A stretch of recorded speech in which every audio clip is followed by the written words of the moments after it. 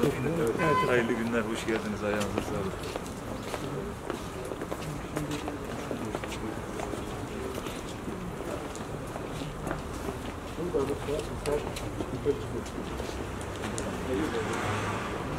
Selamünaleyküm, hoş geldiniz. Allah razı olsun.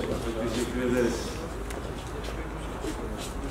Dört bir yanında kaos oluşturan bir zihniyetle hareket ediyor ve Orta Doğu başta olmak üzere Güney Amerika'da dahil, Afrika'da dahil olmak üzere oradaki ülkeleri kendi emelleri doğrultusunda karıştırmak, bölüp parçalamak üzere operasyonlar, planlar yapıyor. Yanı başımızdaki terörist unsurları ağır silahlarla donatması, eğitmesi bunun en açık, en bariz örneğidir. Irak'ta yaptığı operasyon bunun örneğidir. Bunun gibi daha pek çok örnek verilebilir. Türkiye'deki askeri darbeler, dünyanın üzerindeki askeri darbelerin hemen hemen tamamına yakını, Güney Amerika'daki ve Afrika'dakiler de dahil olmak üzere Amerika'nın çok fazla tuzu biberi olan olaylardır. Biz de diyoruz ki etme bulma dünyası. Hem biliyorsunuz geçtiğimiz aylarda bu siyahi vatandaşlarına yönelik yaptıkları zulüm sonucunda çıkan olaylar, kargaşa, hem de şu anda karşılaştıkları kargaşa bu sözümüzü ortaya koyuyor. Kendileri de şimdi bu ettiklerini biçiyorlar, ektiklerini biçiyorlar ve bu sıkıntılara duçar oluyorlar. Bu nedenle de her zaman söylediğimiz gibi yeni bir dünyanın kurulması elzemdir. Sadece yeniden büyük Türkiye'nin kurulması, Türkiye'nin kurtarılması yetmez. Orta Doğu'da, bölgemizde ve bütün dünyada huzur ve barış için bizim medeniyetimizin temel değerleri doğrultusunda kuvveti değil hakkı üstün tutan zihniyetle yeni bir dünyanın, adil bir dünyanın kurulması lazım. Bu olduğu zaman hem Orta Doğu İslam alemi kurtulacak hem de 7 milyar insanlık kurtarılacak, Amerikalılar da kurtulacak. Merhum liderimiz Erbakan hocamızın meşhur sözünü hatırlayacaksınız. Amerika'ya da milli görüş lazım, Amerikan halkına da milli görüş lazım diyordu. İnşallah bu niyetle, bu amaçla yeniden Refah Partimiz yoluna devam ediyor. Hem bölgemizde, İslam aleminde hem de bütün dünyada aynen 6 asır boyunca ecdadımızın yaptığı gibi kuvveti değil hakkı üstün tutan bir düzenin kurulmasıyla 7 milyar insan inşallah huzur bulacaktır. Gördüğümüz 4 tane temel husus var. Bir tanesi Anadolu'nun her tarafında yoğun bir işsizlik sıkıntısı. Pek çok bölgede 18 ila 30 yaş arasında insan görmeniz mümkün değil. Hatta 18 ila 40 yaş arasında insan görmeniz mümkün değil. Çünkü orada kendi doğup büyüdüğü toprakta iş imkanı olmadığından göç etmek zorunda kalmış. Türkiye'de 10 milyonun üzerinde işsiz ordusu, Yunanistan'ın nüfusu 9 milyon, Yunanistan'dan daha büyük bir işsizler ordusuyla karşı karşıyayız. Üniversite okumuş, diploma sahibi olmuş 1,5 milyon diplomalı işsizimiz var. Neden böyle oluyor? Çünkü bir defa devlet üretime ve istihdama yönelik yatırım yapmamış. Betona, çimentoya, AVM'ye, rezidansa, köprüye, otoyola yatırım yapmış. Evet, bunlar gereklidir, güzeldir ama milyonlarca işsizin ve dar gelirlinin derdine derman olmuyor. Bunu gezip dolaştığımız Anadolu'nun her köşesinde görüyoruz.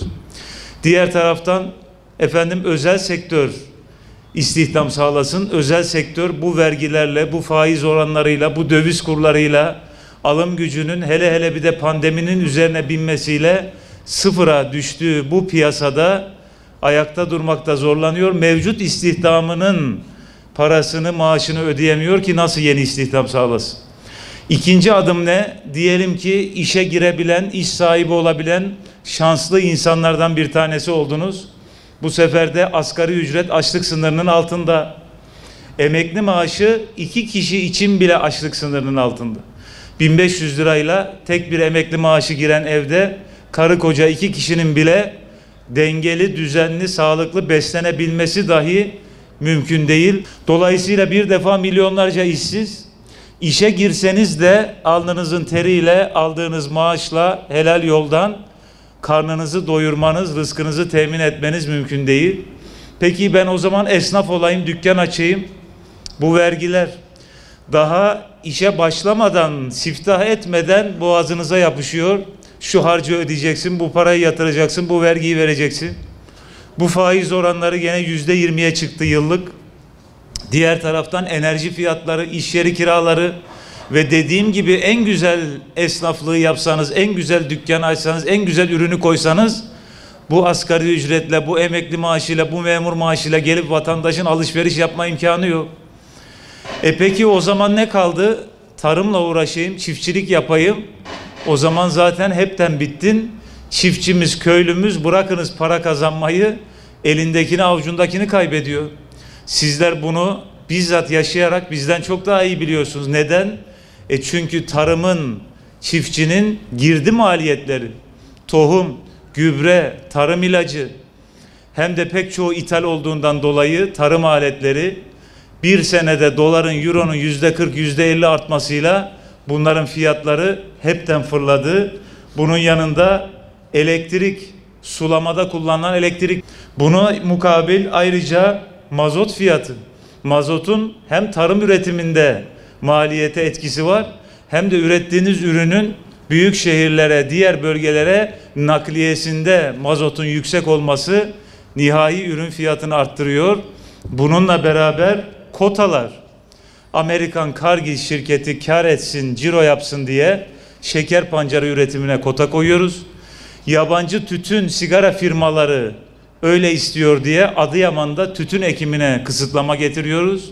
Tam tersine teşvik edeceğimize kendi insanımızın, kendi çiftçimizin, köylümüzün üretimine engelleme getiriyoruz. Diğer taraftan ithalat. Devletin işi gücü ithalatı arttırmak.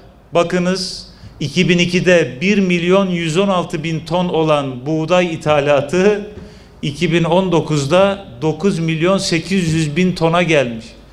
Yılda 10 milyon ton buğday ithal ediyor. 10 misline çıkmış AK Parti iktidarı döneminde buğday ithalatı oranı, miktarı. Dolayısıyla bu şartlarda çiftçinin, köylünün geçinebilmesi, çoluğunun çocuğunun rızkını temin etmesi mümkün değil. Bu tablo neye yol açıyor? Bizim her zaman söylediğimiz, Türkiye'de şartlar öyle ayarlanmış ki matematiksel olarak helal yoldan alnının teriyle çalışıp rızkını temin edebilmen mümkün değil. Maaşla işe girsen orada mümkün değil. Esnaf olsan, kendi işini kursan orada mümkün değil ayakta durman. Çiftçilikle uğraşayım, tarımla uğraşayım desen orada da gene ayakta durabilmen mümkün değil. Ve bu tablonun sonunda çiftçinin, köylünün borcu 15 senenin içerisinde 10 misli artıyor ve 134 milyar liraya ulaşıyor. Neredeyse 20 milyar dolar. Şimdi bu tablo bizim deminden beri söylediğimiz gerçekleri ispat ediyor. Geçinemiyor, rızkını temin edemiyor. Bu maliyetlerle, bu şartlarda matematiksel olarak ayakta durması mümkün değil. Bu da doğrudan doğruya borcunun katlanarak artmasına vesile oluyor. Peki bu 134 milyar lira borcun içine baktığımızda ne görüyoruz? Sadece 9 milyar lirası kooperatife olan borçlar, 125 milyar lirası bankalara olan borçlar ve bunun 75 milyar lirası, yani çiftçinin toplam borcunun yarıdan fazlası da sadece Ziraat Bankası'na olan borçlar. Peki böyle bir durumda devletin ne yapması lazım? Asıl Ziraat Bankası'na olan borçların yapılandırılması lazım. 134 milyar liranın 75 milyar lirası Ziraat Bankası'na. Hayır, sadece kooperatife olan borçlar yapılandırılıyor.